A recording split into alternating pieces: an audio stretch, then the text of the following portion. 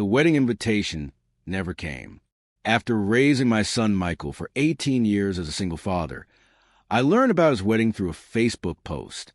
My name is David Chun, 52 years old, high school guidance counselor in Bend, Oregon, and I thought I'd lost my son forever until his bride-to-be knocked on my door with tears in her eyes and said 5 words that changed everything. He raised me too, David. But I'm getting ahead of myself. Let me start from the beginning, because the real story isn't about a wedding invitation. It's about what happens when someone rewrites history so completely that even your own child believes their lies. I married Sarah Chun in 1999. She was brilliant, ambitious, and had dreams bigger than our small town could contain. Michael was born 2 years later, and for the first 7 years of his life, we were what I thought was a happy family. Sarah worked as a marketing executive for a tech company in Portland, an hour-and-a-half commute each way. I taught high school and coached the debate team, which meant I was home by 4 every day when Michael got off the bus. The cracks started showing around 2008. Sarah began working longer hours, traveling more for business, coming home exhausted and short-tempered. Michael would run to greet her at the door, excited to show her his latest art project or tell her about his day, and she'd barely glance up from her phone. "Not now, Michael," became her standard response. "Daddy will look at it." I should have seen it coming, but I was too busy trying to hold everything together, making dinner every night, helping with homework, attending every parent-teacher conference because Sarah was always in some crucial meeting. I wasn't keeping score back then. I was just being a dad. The morning she left, Michael was eating cereal at our kitchen table, legs swinging from the chair while he read the back of the box aloud. Sarah came downstairs with 2 suitcases and said, "I can't do this anymore, David." Just like that. No fight, no dramatic argument, just a statement of fact. She kissed Michael on the forehead, told him Mommy had to go away for work, and walked out of our lives. Michael was 7 years old. He waited by the window every day for 3 weeks, convinced she was coming back from her business trip. I didn't know how to explain to a 7-year-old that his mother had chosen not to be his mother anymore. Those early years as a single parent were the hardest thing I'd ever done. I learned to braid hair from YouTube videos from Michael's school picture day. I figured out how to be both the good cop and the bad cop, the homework enforcer and the bedtime story reader. I attended every soccer game, every school play, every science fair, sitting in bleachers surrounded by couples and feeling the weight of Sarah's absence in the empty seat beside me. Michael never asked why other kids had 2 parents at their events. He just accepted that it was him and me against the world. We had our routines. Friday nights were pizza and movie nights. Saturday mornings were pancakes and cartoons. Sunday afternoons meant working on whatever project caught his interest that week. Building model airplanes, growing tomatoes in the backyard, learning guitar chords on my old acoustic. I turned down 3 job offers that would have meant moving to bigger cities with better pay, because Michael was happy here. His friends lived on our street. His soccer team knew him. His teachers watched him grow year by year. Stability mattered more than ambition. Sarah called twice during those first 2 years. Both times, she spoke to me for less than 5 minutes, asking how Michael was doing, but not actually wanting to hear the details. She never asked to speak to him directly. I stopped mentioning the calls to Michael because he'd spend days afterwards staring at the phone, hoping it would ring again. By the time Michael was 10, he'd stopped asking about her entirely. We were a team of 2, and that felt complete. I taught him to drive in the empty parking lot of our high school when he was 14, the same lot where I worked every day. I helped him with his college applications at our kitchen table, the same table where he'd done homework every night for 11 years. When he graduated valedictorian, I was a parent who stood and cheered until my voice gave out. Michael chose Portland State, partly because of their excellent journalism program, but I suspected also because it was only 2 hours away, close enough to drive home for Sunday dinners, far enough to feel independent. His freshman year, he came home almost every weekend. We'd go hiking, work on his car, or just sit on the porch talking about his classes, his friends, his plans for the future. That's when Sarah reappeared. Michael called me on a Tuesday in October, his sophomore year. "Dad," he said, and something in his voice was different, uncertain. I had coffee with Mom yesterday. I set down the papers I was grading. How did that happen? She contacted me through Facebook, said she's been living in Portland for the past 6 months, and she wanted to reconnect. He paused. She looks different. Older, but also, I don't know, more together, I guess. I should have said something then. Should have reminded him of all the birthdays she'd missed, all the nights I'd held him when he cried, asking why Mommy didn't love us anymore. Instead, I said, "How do you feel about that?" "Confused," he admitted. She apologized, Dad. Said she was young and scared and made mistakes. She wants to try to have a relationship now. What do you want? I asked, though every instinct I had was screaming warnings. I think I want to get to know her. Is that okay? Of course I said yes. What else could I say? He was 19 years old enough to make his own decisions, old enough to handle his own relationship with his mother. And maybe, I thought foolishly, maybe she had changed. Maybe she genuinely wanted to be part of his life now. The changes were gradual at first. Michael came home every other weekend instead of every weekend, then once a month. Our phone calls went from daily check-ins to weekly updates to sporadic texts. When I asked how things were going with Sarah, he'd give me brief summaries. She took me to dinner at this nice place downtown. We went to a Trailblazers game. She's helping me network with people in journalism. It sounded positive, but something felt off. Michael seemed more guarded when we talked, like he was editing himself. Our easy conversations became stilted exchanges about school and weather. The kid who used to text me random thoughts throughout the day went radio silent for stretches. During Christmas break his junior year, the shift became obvious. Michael came home, but he spent most of his time holed up in his room or out with high school friends I barely remembered. When I asked if something was wrong, he shrugged and said he was just busy.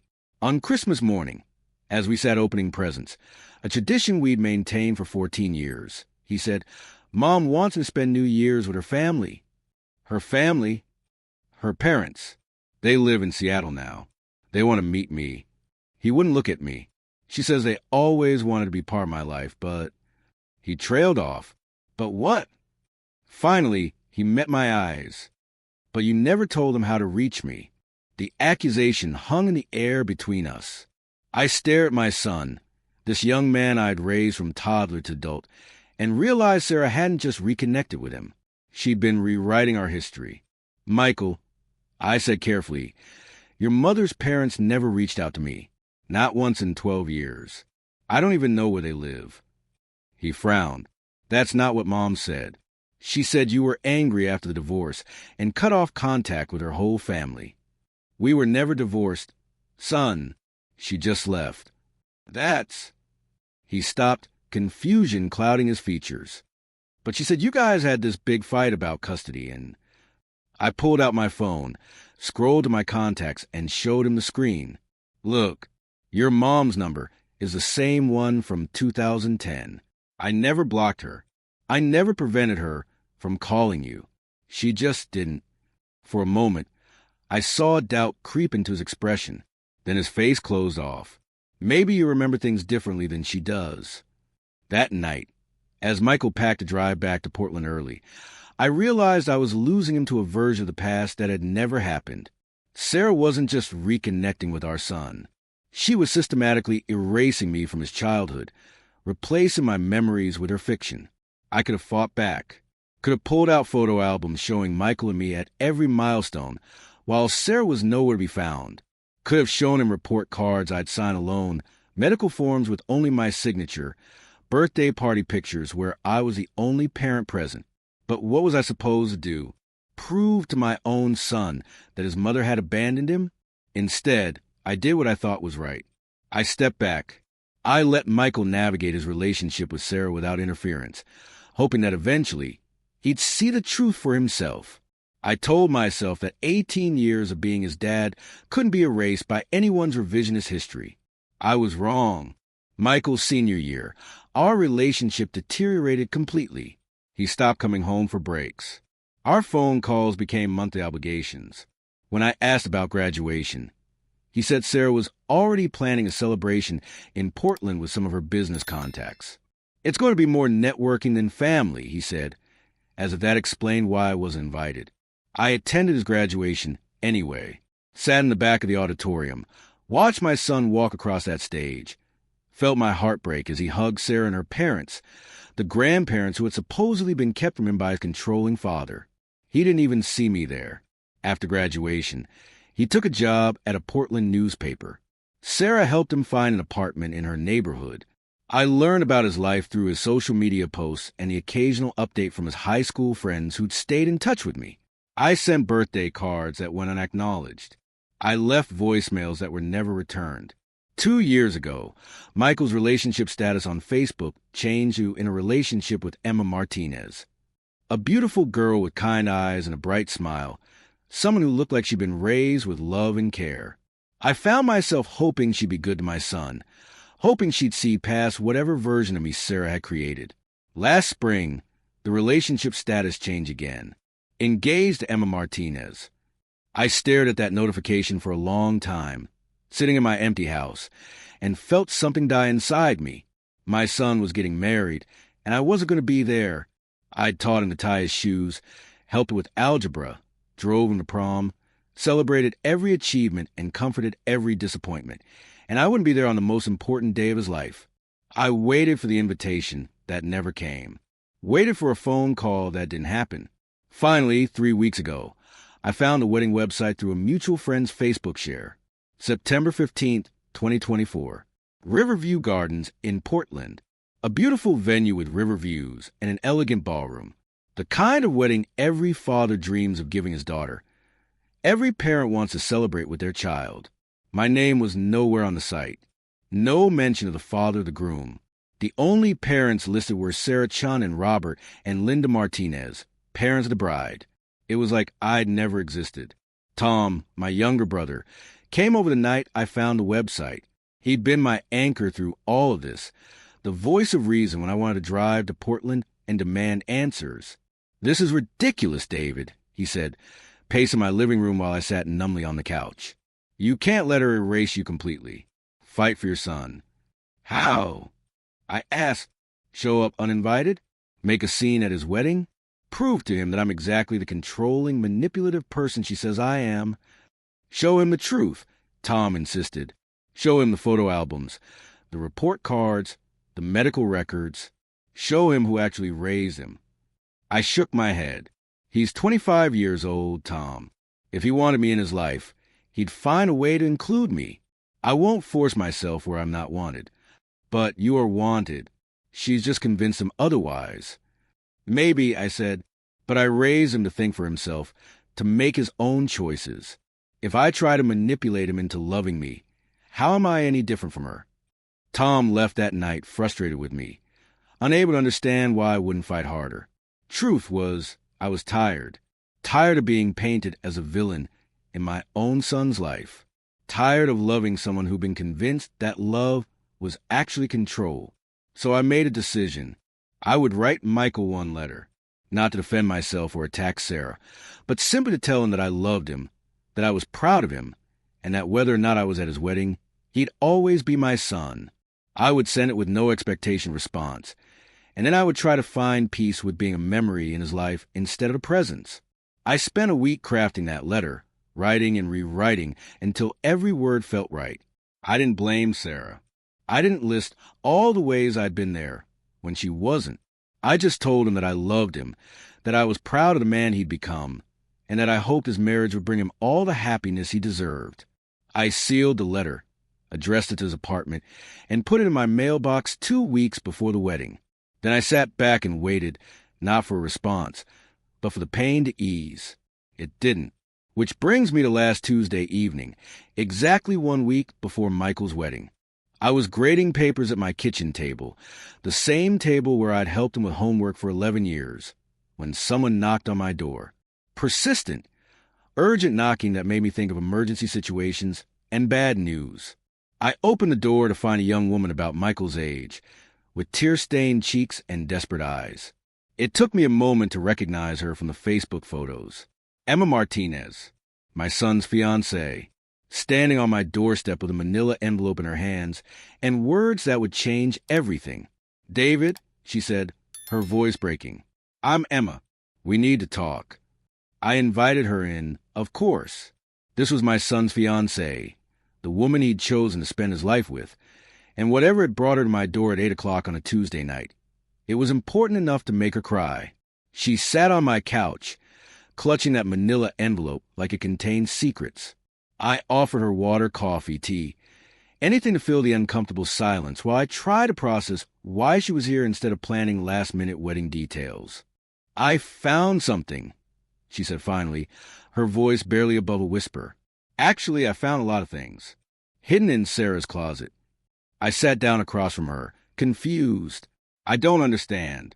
Why were you going through Sarah's things?" Emma looked up at me with eyes that reminded me so much of Michael at 7 years old, confused and hurt and trying to make sense of adult problems. "Because nothing was adding up, David. Nothing Sarah told me about you matched the man Michael described when he thought I wasn't paying attention." She opened the envelope and pulled out photographs. Dozens of them. Pictures I recognized because I'd taken most of them myself and sent copies to Sarah over the years, hoping she might want them for her own albums. Michael's first day of school, him in his Little League uniform, science fair projects, birthday parties, graduation from middle school, high school, countless moments of his childhood. She kept them, Emma said, see my expression, every single photo you sent her. But she told Michael they were proof that you were obsessive, that you documented everything to maintain control over his life. I picked up a photo from Michael's 8th birthday party, him grinning with chocolate cake smeared on his face, wearing the Space Explorer theme party hat I'd special ordered online. I remember that party. 6 kids from his class, pizza, and a treasure hunt through our backyard. Sarah hadn't been there. "There are more," Emma continued, pulling out a stack of letters. "Every birthday card you sent, every Christmas card, every graduation card. She kept them all, but told Micah you never reached out after he started college." My hands shook as I looked through correspondence I'd assumed had been thrown away. Cards with messages like, "Proud of you, son. Love, Dad." And "Hope your first semester's going well. Call when you can." Simple messages that painted a very different picture than the one Michael had been given. "But that's not all," Emma said, her voice getting stronger now, angry. "I found this too." She pulled out a folder containing what looked like legal documents. As I read through them, my blood ran cold. Custody agreements that had never been signed. Divorce papers that had never been filed. A prenuptial agreement dated from 2022, 23 years after Sarah had left, listing me as an ex-husband with no parental rights. "She's been telling people you two were divorced," Emma said. "She told my parents, my extended family, everyone we've invited to the wedding. She said you were bitter about the custody arrangement and had been trying to turn Michael against her for years." I set the papers down, trying to process this level of deception. "Emma, why are you showing me this? Why now?" She was quiet for a long moment, twisting her engagement ring around her finger. "Because I was raised by a single father, too." The words hit me like a physical blow. "My mom left when I was 6, she continued. Postpartum depression that turned into addiction, that turned into her just disappearing. My dad worked 2 jobs to keep us afloat, came to every school event even when he was exhausted, taught me to drive, walked me to my first day of college. He's not perfect, but he was there every single day." She wiped her eyes with the back of her hand. "When Sarah talks about you, she describes this controlling, manipulative man who kept her from her son out of spite. But when Michael talks about his childhood, really talks about it, he mentions Sunday morning pancakes and bedtime stories and someone teaching him guitar chords. He talks about feeling safe and loved and supported. He doesn't connect those memories with you anymore." "She's very convincing," I said quietly. "She's very practiced," Emma corrected. "David, I think you need to know something else. Sarah's been pressuring Michael to change his name." I looked up sharply. "What do you mean?" "She wants him to take her maiden name professionally. Says Chun is too common for journalism, that Martinez Williams will be more distinctive. She's been working on him about it for months." Martinez Williams. Sarah's maiden name hyphenated with her new boyfriend's name, erasing even my name from my son's identity. There's someone else, isn't there? I asked, the pieces falling into place. Emma nodded. Derek Williams. They've been together for about 3 years. He's nice enough, I guess. But Sarah talks about him like he's Michael's real father figure. Says he's a stable male influence Michael needed growing up. I laughed, but there was no humor in it. The stable male influence he needed while I was coaching his debate team and staying up all night when he had pneumonia. That's exactly what I mean, Emma said, leaning forward. David, I've been with Michael for 2 years. I've heard him talk about his childhood hundreds of times. He mentions you teaching him to throw a football, helping him build a treehouse, driving him to soccer practice. But every time he talks about those memories now, he gets this confused look, like he's not sure if he should feel guilty for remembering them fondly. She pulled out one more item from the envelope, a letter in Michael's handwriting, addressed to me but never sent. I found this in his desk when I was looking for our marriage license. He wrote it 6 months ago. With trembling hands, I unfolded the letter and began to read. Dad, I don't know if I'll ever send this, but I need to write it down. Emma asked me yesterday why I don't talk about you much, and I realized I didn't have a good answer. Mom says you were controlling and that you try to keep us apart, but when I try to remember specific examples, I can't. I remember you being at everything that mattered to me. I remember feeling proud to introduce you to my friends. I remember Sunday mornings and bedtime stories, and feeling like everything was okay as long as you were there. Sometimes I think maybe Mom is wrong about what happened, but then I feel guilty for doubting her. She says you trained me to be loyal to you, that even thinking positively about you is proof of how you manipulated me. I don't know what to believe anymore. I'm getting married in September. Emma's dad is walking her down the aisle, and I watch how they are together, and it reminds me of how we used to be. I miss that. I miss you, but I don't know how to get back to that without betraying Mom, and I don't know how to move forward without figuring out what's true. I hope you're well. I hope you know that even if I don't call, even if I don't visit, you'll always be my dad. That has to count for something. Michael, I couldn't finish reading through my tears. My son missed me. My son knew, somewhere deep down, that the narrative he'd been fed didn't match his lived experience. But Sarah had done such a thorough job of gaslighting him that he doubted his own memories. He loves you, Emma said softly. He's just scared and confused and convinced that loving you means he's been programmed to do it. Why are you telling me this? I asked, why risk your relationship with him? Sarah must know you're gone by now. Emma straightened her shoulders. Because I love him too much to let him marry me while believing lies about the person who raised him. Because I want our marriage to start with truth, not manipulation. And because... She paused, took a deep breath. Because he raised me too, David. I looked at her, confused. Not literally, she clarified. But everything Michael is, his kindness, his work ethic, his ability to make people feel heard and valued, that came from you. The man I fell in love with is the man you raised. And I'll be damned if I'm going to let Sarah take credit for that or convince him that his best qualities are somehow flaws. What do you want me to do? I asked. Come to the wedding. I shook my head immediately. Emma, I can't just show up.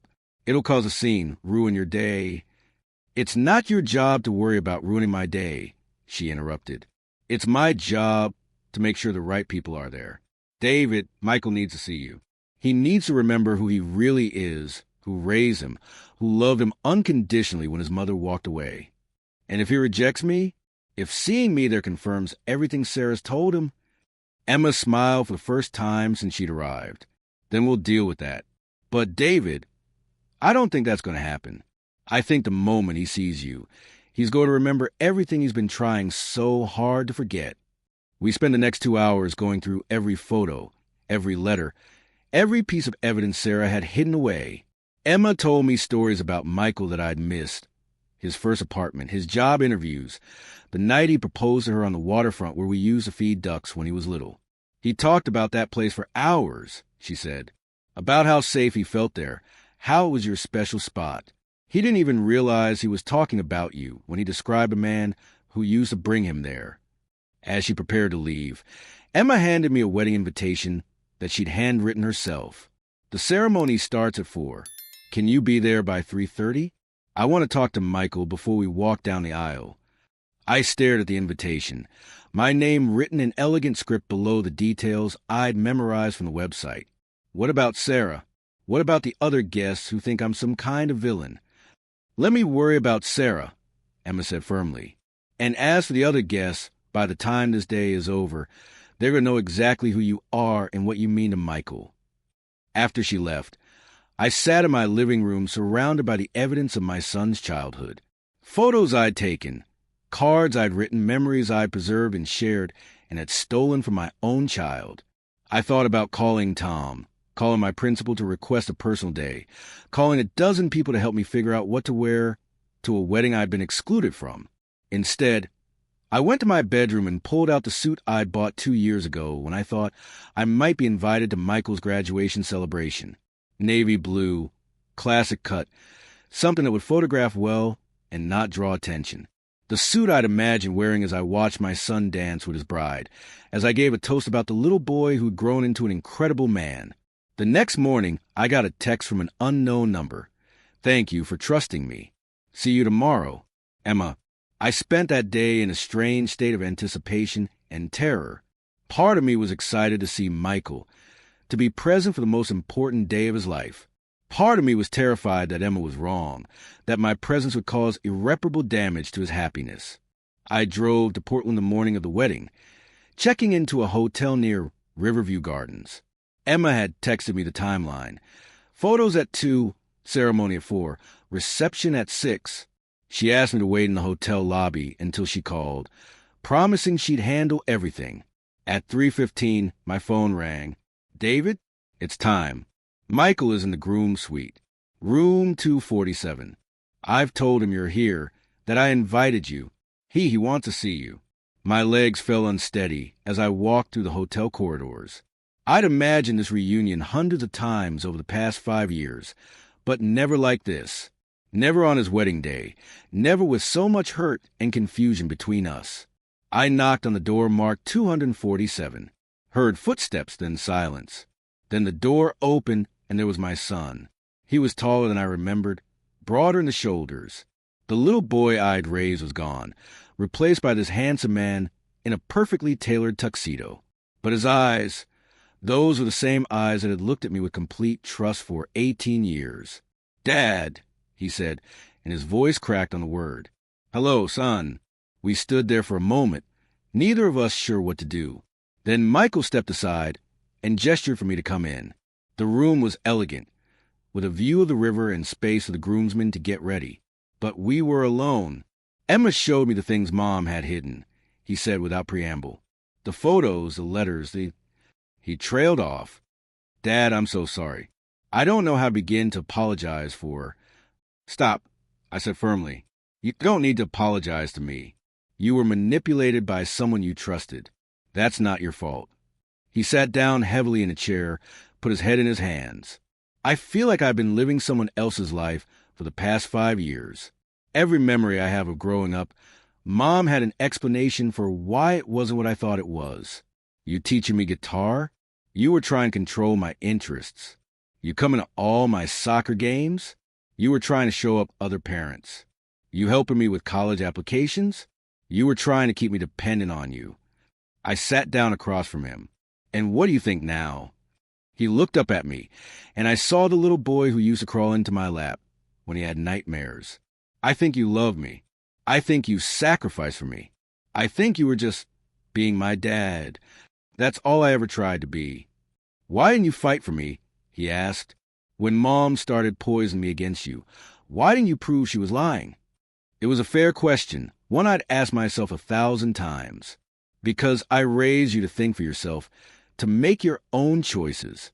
If I'd forced evidence on you, demanded that you choose between us, how would that have been different from what she was doing? I trusted that eventually you'd see the truth. But I almost didn't, he said. I would have gotten married today believing that my own father was some kind of monster. If Emma hadn't found those things, But she did find them. And you're here. And we're talking. He was quiet for a moment, then asked, "Why do you think she kept them? All those photos and letters." I'd been wondering the same thing. I think part of her always knew she'd need them, to prove she hadn't completely abandoned you. Maybe, or maybe, I paused, choosing my words carefully. Maybe some part of her was proud of the man you become and wanted to preserve evidence of your childhood, even if she couldn't admit to herself that she wasn't part of it. "I want you at my wedding," Michael said suddenly. "I know it's awkward. I know it's going to cause drama with Mom and her family, but I don't care. You're my dad. You should be here." "Are you sure?" I asked. "This is your day, yours and Emma's. Don't make decisions you'll regret." He stood up, straightened his bow tie, and looked at me with a determination I remembered from his debate team days. "Dad, I've spent 5 years regretting the decision to push you out of my life. I'm not going to spend the rest of my life regretting not having you here today." There was a knock on the door. Emma's voice called, "It's time for photos." Michael opened the door, and Emma stepped in wearing a wedding dress that took my breath away. She was radiant, glowing with happiness and love. But when she saw us standing together, her smile became even brighter. "How are my two favorite men doing?" she asked. "Better," Michael said, taking her hand. "Emma, I want Dad to walk you down the aisle with me." She looked confused. "What do you mean?" "I mean, your father gets to walk you down the aisle because he raised you, because he loved you, because he was there for everything that mattered. My dad deserves the same honor. I want both of us to walk you to the altar." Emma's eyes filled with tears. "Are you sure? That's not traditional." "Neither is having your groom's father walk down the aisle," I pointed out. "Emma, you don't have to do this. This is your wedding. You should have it exactly how you want it." She looked between Michael and me, then smiled. "David, you didn't just raise Michael. You raised a man I fell in love with. Every good thing about him, his kindness, his integrity, his ability to love completely, that came from you. So yes, I want you to walk me down the aisle. Both of you." The photographer appeared in the doorway. "Ready for family photos?" "Actually," Emma said, "there's been a change in plans. David will be in all the family photos, and we need to add him to the wedding program as father of the groom." What followed was a whirlwind of activity. The wedding coordinator, initially flustered by the last-minute changes, quickly adapted. A place setting was added to the head table. My name was included in the program that was being reprinted. And yes, there was drama. I encountered Sarah in the hallway as we moved to the ceremony space. She'd aged in the 5 years since I'd seen her, but she was still elegant, still commanding. Derek Williams stood beside her, a pleasant-looking man who seemed uncomfortable with the tension. "What the hell are you doing here?" Sarah demanded, her voice low but furious. "I'm attending my son's wedding," I replied calmly. "You weren't invited. You have no right." "Sarah." Emma appeared beside me, resplendent in her dress and radiating calm authority. "David is here because I invited him. He's family." "He's not family," Sarah snapped. "He's an outsider who's trying to insert himself into—" "He's Michael's father," Emma interrupted. "The man who raised him. The man who deserves to be here more than anyone else." Sarah's face flushed with anger. "You have no idea what you're doing. You don't know him like I do. He's manipulative, controlling." "No," came Michael's voice from behind us. "He's not." We all turned to see Michael approaching, his groomsmen behind him. His face was set with determination. "Mom, I know what you've been telling people about Dad. I know what you've been telling me. And I know it's not true." Sarah's composure cracked. "Michael, honey, you don't understand. He's got you confused again. That's what he does." "What he does," Michael said firmly, "is love me. What he did was raise me when you left. What he did was show up for 18 years while you were building a different life. I was young, I was scared." "You were absent," he said without cruelty, just stating facts. "And that's your choice to live with. But you don't get to rewrite history. You don't get to turn my father into a villain to make yourself feel better about leaving." Derek shifted uncomfortably. Maybe we should take this conversation somewhere private. No, Emma said clearly. This ends now. Today is about celebrating love and family. David is family. He's staying. Sarah looked around the group, realizing she had no allies here. Finally, she straightened her shoulders. Fine, but don't expect me to pretend this is okay. I wouldn't dream of asking you to pretend anything. I said quietly. I just want to be here for my son. As the ceremony time approached, I found myself standing with Michael and Emma in the back of the chapel. Through the doorway, I could see guests taking their seats, flowers perfectly arranged, candles creating a warm glow. It was everything a wedding should be. I'm nervous, Michael admitted. Good nervous or bad nervous? Emma asked. Good nervous. Happy nervous. Like my whole life is about to start. He looked at me. Dad, I'm glad you're here. This feels right now. Complete. The music started, a string quartet playing something classical and beautiful. Emma's father appeared, looking distinguished in his tuxedo. Ready, sweetheart? He asked Emma. Actually, Dad, she said, there's been a small change. David is going to walk with us. Both my father and my father-in-law. Emma's father, Robert Martinez, looked at me for a moment, then extended his hand. You must be the man who raised this incredible young man. I'm Robert. David. And thank you. For what? For raising the woman who brought my son back to me. As we walked down the aisle together, Emma between her father and me, Michael beside me, I felt a peace I hadn't experienced in years. The guests watched with curiosity, some with surprise, but what I saw mostly were smiles. People recognizing a family coming together. I saw Tom in the third row, tears streaming down his face. He caught my eye and nodded once, and I knew he understood why I'd done this the way I had. When we reached the altar, Robert kissed Emma's cheek and took his seat. I started to do the same, but Emma caught my hand. Thank you, she whispered, for everything. I kissed her forehead gently. Thank you for bringing him home. As I sat down in the front row, in the seat reserved for the father of the groom, Michael caught my eye and smiled. Not the confused, guilty smile I'd seen in recent years, but the open, trusting smile of the little boy who used to run to greet me after school.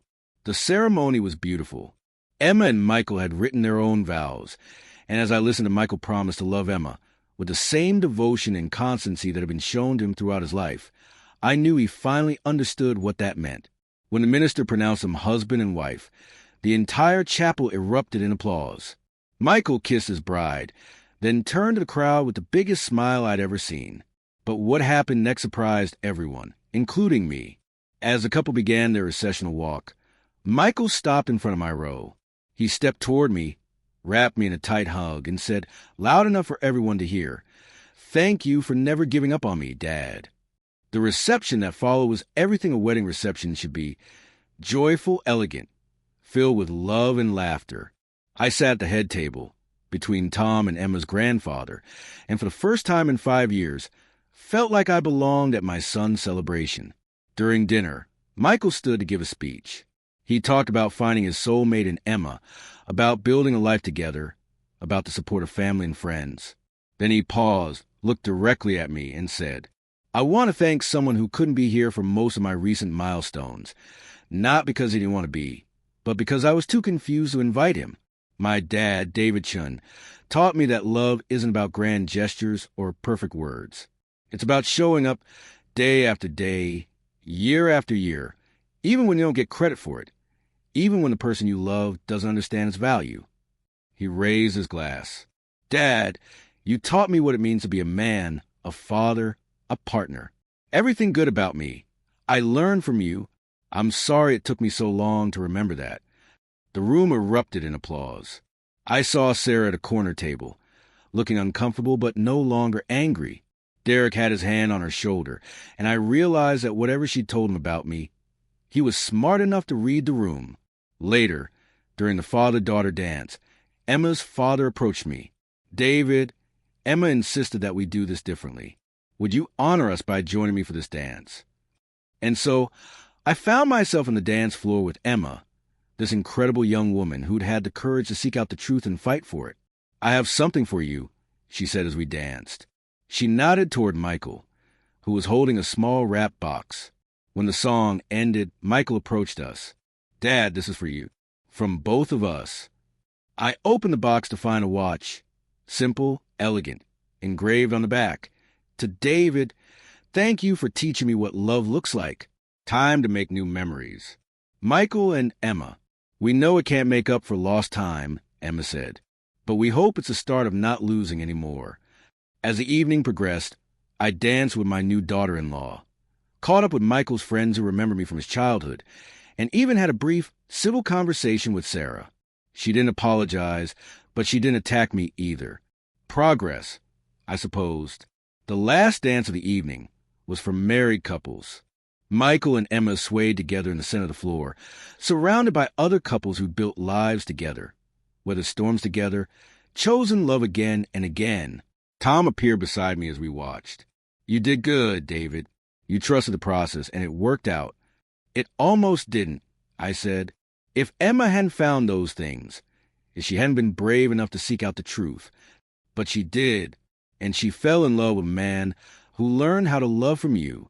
That's something to be proud of. As the reception wound down, Michael and Emma prepared to leave for their honeymoon.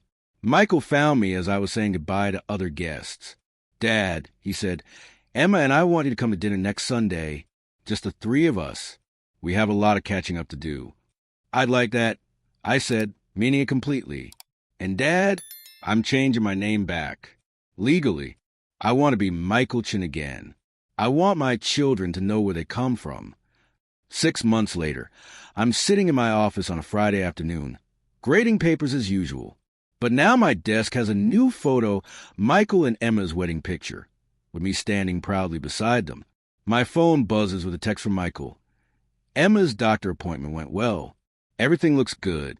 You're going to be a grandfather. I set down my pen and look out the window at the parking lot where I once taught a teenage Michael to drive. In a few years, maybe I'll be teaching his child the same lesson in the same place. The thought fills me with a joy I hadn't dared hope for. That evening, as I'm leaving school, I run into Mrs. Patterson, the librarian who's worked here for 30 years. She's known Michael since he was a student.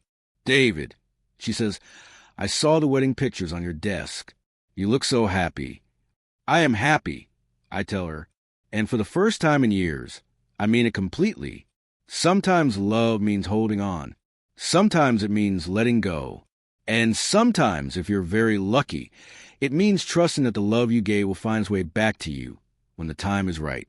My son is married now, happy, building a life with a woman who saw through the lies to the truth beneath.